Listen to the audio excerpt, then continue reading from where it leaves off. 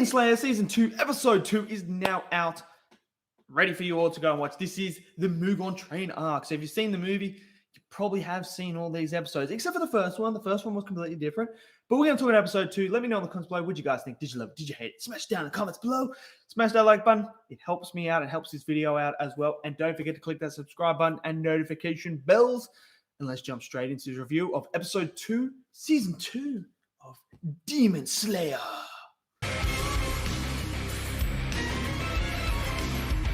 Okay, so last week, I absolutely adored last week's episode. Fresh. Never seen this ever in the manga or in the actual movie. That was not a part of it, but it was great to see Rengoku again and really get his character.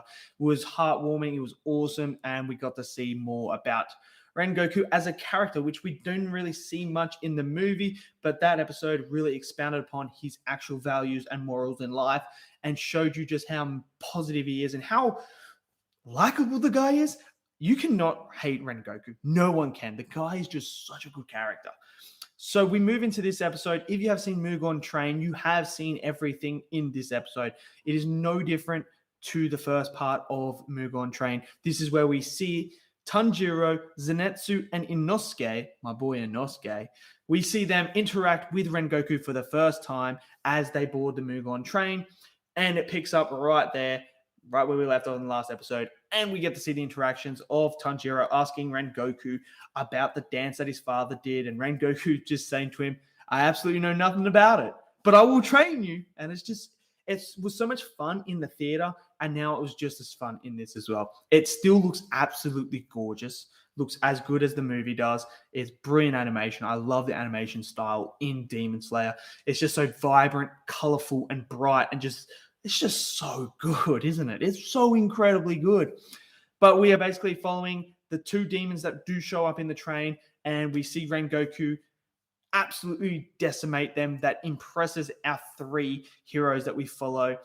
And I really like that. It was incredible to see Rengoku do that. That was the first time we actually saw Rengoku do anything. And that was in the movie. But well, obviously we got last week's episode. So if you haven't seen the movie and you're just starting now, you would have seen Rengoku's first feat last week in that episode.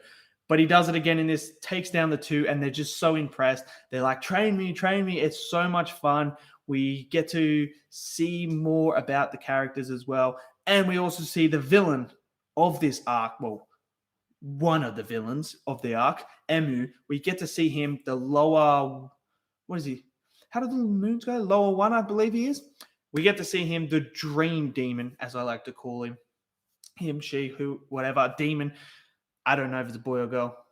To be honest, I don't know. But it's a demon. And they make you go to sleep, and it basically puts everyone to sleep. And that's where we leave off, is everyone is falling asleep, including our heroes. They're all in a sleep. We see a bit of Tonjiro'S dream of him going back to his family, reuniting, and thinking that he was actually living a nightmare this whole entire time, and that this dream is real life. That's where we left off. And I tell you what, it was good. I liked the opening of Mugen Train. I really liked the interactions with Rengoku and Tanjiro. Inosuke is absolutely brilliant. Just the comedy he has about the train, wanting to jump out and race it, see who's faster. It's my boy Inosuke. He's always about that. It's just so great, and I love it how he fanboys over Rengoku as well, especially in the whole Mugen Train. He absolutely fanboys over him. It's brilliant, absolutely brilliant.